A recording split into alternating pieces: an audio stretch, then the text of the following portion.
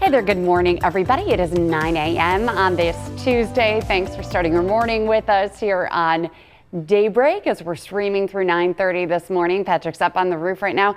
Kind of comfortable outside, Patrick, before the rain moves in, and then it's just going to be a yuck type of day, right? Yuck is, yeah.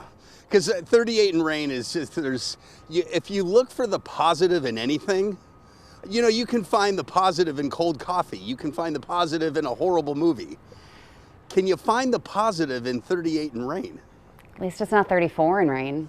Hey, that's better. Right? 38 in rain is 4 better than 34 in rain. So there we go. It is. Hey, Thursday's looking nice this week. It is.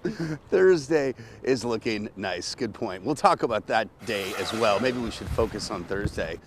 Today we got to get through the yuck, though, as Melissa brought up. Rain is coming, and it will be here in just a few hours. You can already see it developing over central Lake Erie, and it's going to be drifting our way so that by later this morning and certainly into the afternoon, it is going to get wet. Not icy, but rainy, okay? Here's future look. There's 10:30, the rain kind of moving into Dunkirk. There's the rain as we head into the afternoon and evening. There are the temperatures that do fall after about 2 in the morning. And so I think we will see some snow in the morning early, possibly for the morning drive, and then it fades really quickly. So get ready for some snow tomorrow early and then dry weather. Now let's talk about the aforementioned Thursday.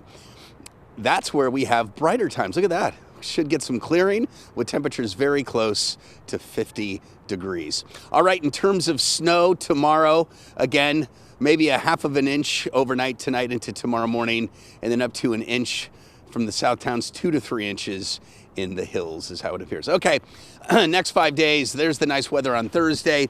Friday is certainly warmer. It's like 15 degrees warmer than today with rain. And then rain again. And by the way, the rain on Friday looks intermittent. It'll be showery, probably on the lighter side. Steadier rain, though, expected, Melissa, on Saturday. All right, very good. Patrick, thank you. It is now 9:02 on Daybreak, and developing this morning, a Jamestown man now faces more than 2 decades behind bars for admitting to killing an 8-month-old baby. He'll learn his fate in a little more than a month on February 23rd. 28-year-old Sean Thomas pleaded guilty to first-degree manslaughter last month.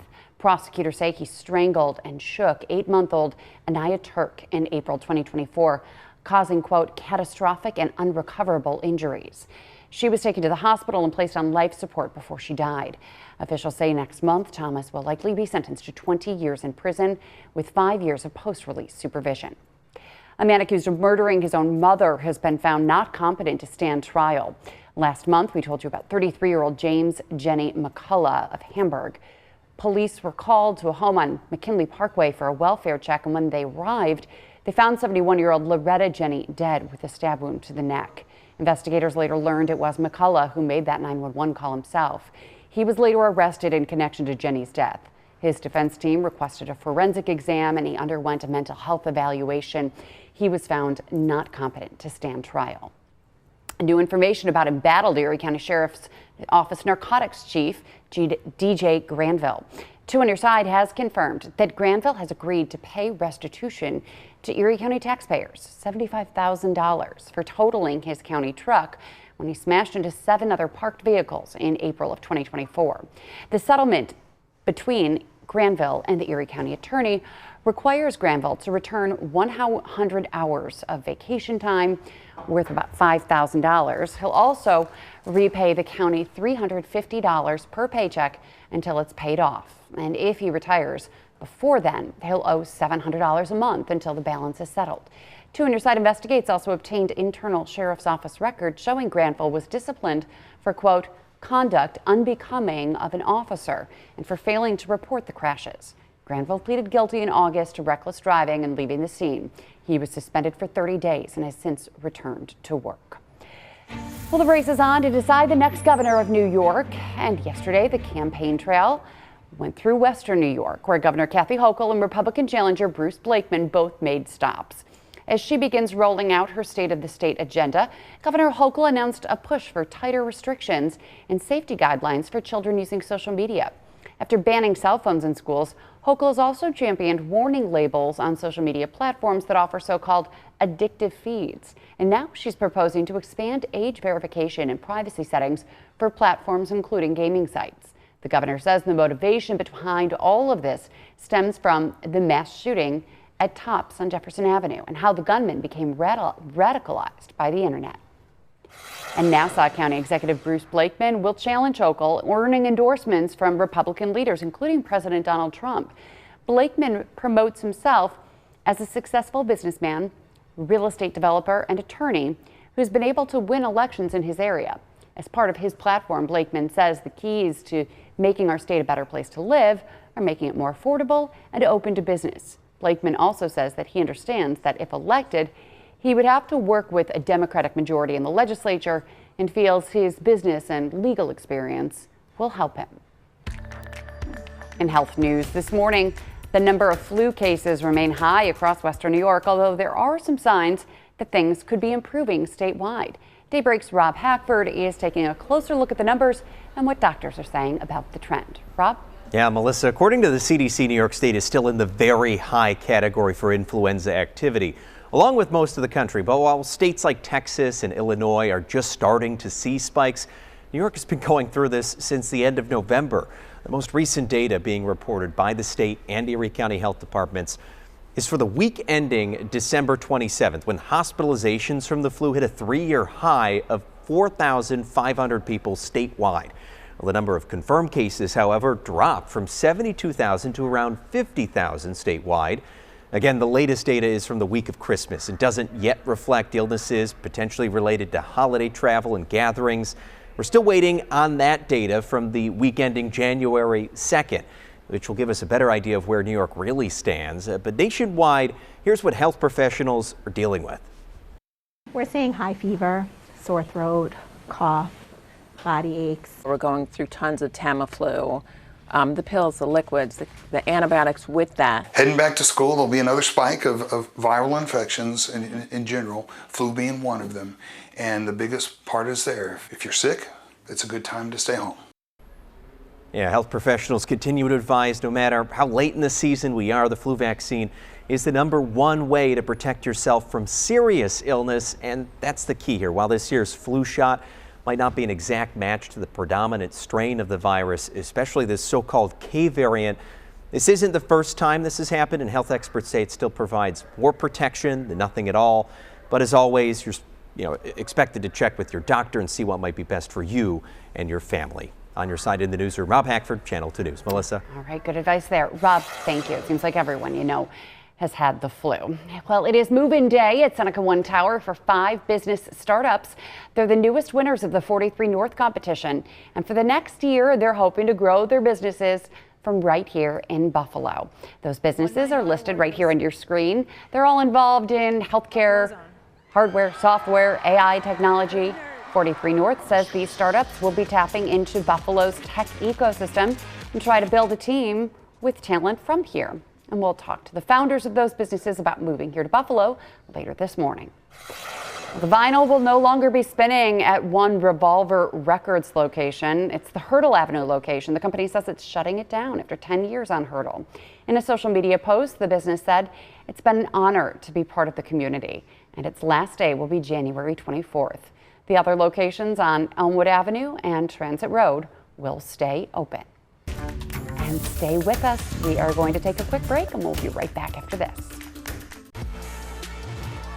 Welcome back, everybody. It is 11 minutes after 9, and turning to the Bills. The team's getting ready for the playoffs. They're heading to Jacksonville to play the Jaguars on Sunday. Jaguars, not Jaguars. Jaguar. Okay, Jonathan Pryce is the actor who used to do Infinity commercials and Jaguar commercials in the 90s. Oh. That actor, and he would call it a Jaguar. Jaguar. I mean, that's where I thought maybe that's the right British way to say it. A Jaguar. Jaguar. Because I was telling you, like, where I heard Jaguar. Yes. It was from those 90s commercials. Well, a lot of people do call them the Jaguars. Yeah. But it's the Jaguars. Jaguars. And the Bills have seen them a few times in recent years, playing them in 2023, 24, London, right? Oh, right. Do we? It's like the Houston Texans. We just have a tough time beating Jacksonville. The Jays. The Jays. They are the AFC South champions. They are led by first-year coach Liam Cohen. Breakout year from QB Trevor Lawrence.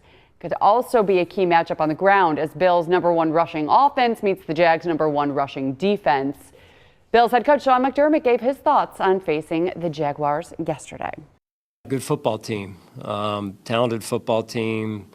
They're playing well, playing at a high level in all three phases. And, a team that we played last season, but the team overall has changed. The complexion of the team, some of their roster has changed as well. And the Bills head down to Jacksonville for that 1 p.m. kickoff on Sunday, where they are currently 1.5-point favorites. The Bills are. Do you remember I think it was the last time they played. Do you remember they have a defensive player, Jacksonville, named Josh Allen? Yeah. And Josh Allen. Didn't he pick off Josh Allen? He sacked him, he picked him off, and I think recovered a fumble. Oh. Is he still on the team? I think so. Oh, he is? Josh Hines. Oh, he added his middle name to I would to differentiate himself? Right. Josh Hines Allen. Okay. Good to know. All right. 1.5-point favorites. How are you feeling? I will honestly say I don't know much about Jacksonville, except I know that the teams that they've beaten. I've said that they've had a soft schedule, which is true, but they did beat the Chiefs. They did beat the Texans. They did beat the 49ers. So they've beaten they beat the Broncos, I think. So they've beaten some pretty good teams. So, And they've put up a lot of numbers, too. Yes, they win by a lot. Yeah. So. We shall see. But you know what's interesting is that Jacksonville and Hanson never perform at the same time. I know. He really does look like the fourth Hanson brother. You've never seen them in the same Don't you spot. want to just see him do a Mbop blooper thing? Just for us. Just Yes. once. Just do it. Just that hair, that flow, man. That is flow. Yeah. That is and even flow. the nose is a very Hanson-esque nose. Very, kind of a longer face. Yes. So hopefully Bills fans will travel. Also, we want to see a huge turnout of red, white, and blue in the stands. And so we do know that that AAA is helping people get some flights down there. United also added a Bills flight that will leave on Saturday and come back on Sunday night. Yeah. $900 round trip for that flight. You can fly to like Europe for that. I think Europe's cheaper. Cheaper. So I checked Kayak to kind of give an overall flight view. Can you get anything cheaper for $900? And yes, you can. You can fly out on Friday and come back on Sunday, or Friday to Monday, or Saturday to Sunday. So you only have to do one night of a hotel. And it's around, I can't find anything cheaper than $537 What about flying to a nearby airport and then driving, like Savannah? Right, or Orlando. Orlando. And then you rent a car. Right. And if you're splitting the car rental with friends that you're going down with, then that's not too bad. Splitting the hotel room with friends. Also split the drive. We talked about this morning. If you put 4 people in a car, you don't even need to stop to drive to Florida. Just rotate and then just go throughout the night. It would take you 4 days to drive to Florida, though. 100%. Any road trip, let's just say we're traveling anywhere of distance and we're heading away from Buffalo. Our first stop is Dunkirk. For the restroom. And then maybe Erie, PA. Right. And then. But before Dunkirk, you may have turned around already because you forgot something. I mean, that's happened too.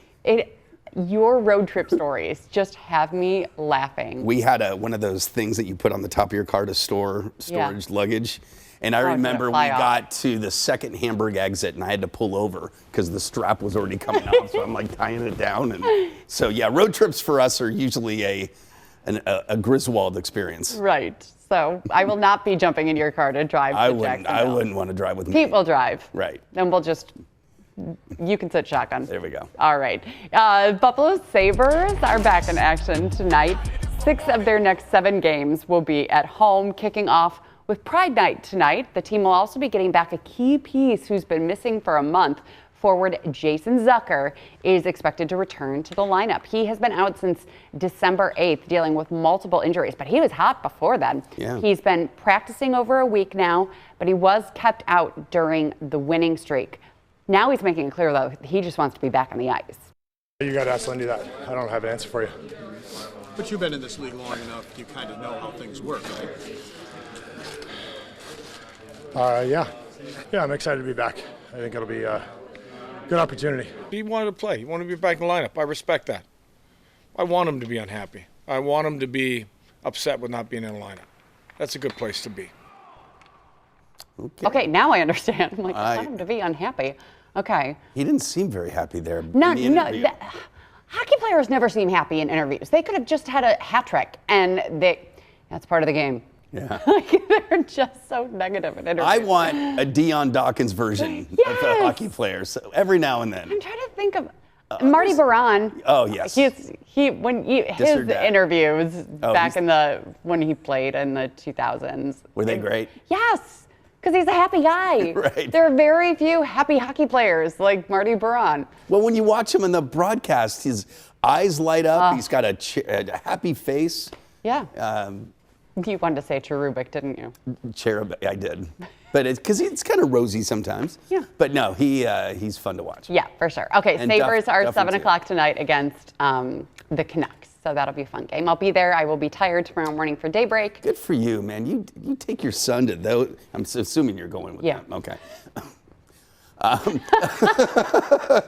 but you go to Bandits games all the time? Yeah, we were just at the Bandits games, You've even gone to night Bills games, so you're a trooper. I'm great. lucky to be able to go to these games, and and that's the one thing about this schedule. Even though we wake up at 2 o'clock in the morning to come to work, at least we have our nights free. Yeah, that's true. If I was working Mary Ellis's shift, I wouldn't be able to go to any of this stuff. Right. So you take the good with the bad, I suppose, and I'll just be sleep deprived tomorrow. So that'll make for a fun show and perhaps more bloopers. Yes, we get those. Check social media right now if you want to sleep or no sleep. We have bloopers on the show. Patrick doesn't know words that we're allowed to say on TV and not allowed to say on TV. Oh, you know who was famous for that was George Carlin. Right. The 7 words you can't say on television. Yeah. Apparently, I got close to one of them. Yeah, I think you had the 8th. All right, we'll be right back. This was a lot of fun to see all season long. Josh Allen wearing these custom caps, the Billustration Cap of the Week. And you do have a few more hours to bid on this week's cap. It was designed by 13-year-old Morgan, who is battling aplastic anemia. She recently celebrated 1 year of recovery after her sister donated her bone marrow for a bone marrow transplant. And Morgan said she wanted to make every panel on this hat a little different. She did a great job. And then Josh, he autographs every week's hat, but he autographed this one, final game at Highmark Stadium, 35-8W, and then his name. And so right now the bidding is at $20,000 with 74 current bids, and that ties the other cap that went for the highest amount. Which was what? $20,000. Wow. So this one might be the highest in the collection, but it is special because it's the last one that he wore at Highmark. And the auction closes tonight at 8, so you can still bid. And so far, when you put it all together, these hats have raised $100,000 for the Patricia Allen Fund at Golisano Children's Hospital, which was formerly Oshai. Wait, but you can bid over 20, right? Or is 20 the No, 20 is where it is right now. But if you want to win it, you've got to bid 20. Right, I'm saying. 1,000. So what's the highest hat that's gone so far? 20. 20? Okay. So And one went for 17,000. Okay. One went for 16,000. So 20, ranks right up there. But it's a good one, and it was just fun to see. And I just love the Billustration logo. That was when Josh was a rookie. They said for a social media video, draw the Bills logo. And that's what he came up with, just without looking at it. He had to do it out of memory as he was a rookie. And so that's the cap. And you can actually get the Billustration cap, just a generic one, at the New Era stores, which are really fun. It is funny. It's just like a stick figure. Yeah. I don't have any tattoos, but if I got a tattoo, Gotta do that. It might be that. Right. It's really fun. Okay. Some monkey business to talk about. You got to check out this video. It was a monkey on the loose, caused quite a scene at a Tennessee music store. Security video shows the mischievous monkey named Chester, who snuck through a pet door, wreaked some havoc there, tossed some boxes around, played a keyboard, turned on 4 faucets, flooding the sinks, making a mess. No instruments were damaged, luckily, but authorities later captured Chester, who had been reported stolen from a nearby farm. Well, I don't know why there's a monkey farm in Tennessee. I have so many questions. I don't know why there's a pet door at a music store. I don't know. There's so many. Lots of questions here. Really? Seems like a Florida story, something like. Or an Ohio story. Right. No offense to our viewers out there who might be from Florida or Ohio. The best, though, only in Texas, right? Those stories are the best. Okay, where is this video from? Take a look at this one. Wild video from the state DOT. Our state DOT? New York State? Wow. Showing a car passing a plow, nearly hitting another car head on. It happened up in the North Country, up in Franklin County last week here in New York State. Wow. So silly. Just not smart. According to the DOT, that driver crossed that solid yellow line trying to get around the plow. So urging everyone to take time and remember of how bad of an idea it is to pass a plow or to crowd a plow for that matter. I mean, that car was fine, but it's the other car that probably almost driven off the road. Just terrible. That's terrible. We will not have plows out on the roads anytime soon. No. No, I mean, there might be a little snow tomorrow morning, but not enough to plow. And any snow that falls is going to wash away with the rain. And Thursday, 46 and some sun in the afternoon. Actually, I think it's going to be close to 50 on Thursday. So a January thaw is here. Okay. Yeah. Are we doing... Okay, we're going to talk about the Olympics right now. Just a month away from the 2026 Winter Games in Milan Cortina. And more than 200 athletes will represent Team USA at the Olympics in Italy. And ahead of the games, we are going behind the scenes at one of the nation's largest American flag makers. Our Courtney Courtwright shows us what goes into crafting the stars and stripes and what that symbol means to athletes who carry it. It's fitting. The largest American flag maker. The pride to go out and say, hey, I work for the Annan Flag Makers. Comes from small town America. We have a great team here in Coshocton, Ohio. We always come together. I am part of that team. Bobby Parks is the director of operations. So these are all automatic machines. Operations that started in 1847. It's a lot of history. We take a lot of pride in what we do here. My father lives 3 hours away. I send him a flag and he flies it. And he says my daughter makes that for him. These flags are a figure representing freedom, courage, and bravery. Annan flags have stood as a symbol around the globe and beyond. When you see your flags at different events, it's just amazing to be part of that. These flags have stood in America's defining victories. Honoring President Lincoln, soaring to the moon as a small step became a global triumph,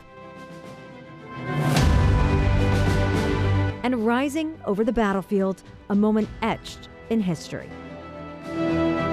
You're part of the flag because you're making the symbol of the United States. And a symbol of Olympic glory, draped across the backs of Olympic champions. When the national anthem plays and you're singing and the flag's getting raised, that's the main moment where I feel most connected with home, with Team USA. When I stand on top of that podium, it's not about me. It's about everybody who helped me get to that point, and it's about representing my country to the very, very best of my ability, and it's something that I don't take for granted ever. The amount of pride that I feel is unmatched. I just feel like such overwhelming happiness and pride when I see it. Annan says besides Olympic years, they see an uptick in sales when our nation holds a presidential election. You never really think about what goes into making an American flag and who's behind it. And so that's really cool to see. And it's important when you buy a flag that you buy a flag that was actually made in America. I know. Can you imagine? Right. Yeah. So there's some flags that you can buy that they fly them up at the White House or somewhere in Washington, D.C. Yeah. Quickly, so you can say that you have a flag that was flown at the Capitol or Very something. cool. You can do that. Yeah. Okay, weather-wise, again, we are going to see rain this afternoon. Rain this afternoon. Oh, it looks so murky. It is. Is it windy? No, that's just the camera's zoomed in, so sometimes I mean, there's a little bit of a breeze, but nothing that's too consequential. But it is going to get wet midday into the afternoon and tonight. Fairly like a half of an inch of rain. There is Wednesday that does have snow early, but most of the day will be dry. Thursday, pretty nice, close to 50 with partly cloudy skies, more showers on Friday, and then rain again on Saturday. Temperatures, as you can see, well above normal. It does get colder with some snow showers on Sunday. I haven't taken down my Christmas decorations yet, and I feel like after this weather this week, I'll feel like this it's should time. Inspire it, right? Right. I think so. All right. Thanks for joining us, everyone. We hope you'll join us for Daybreak anytime from 4:30 to 9:30.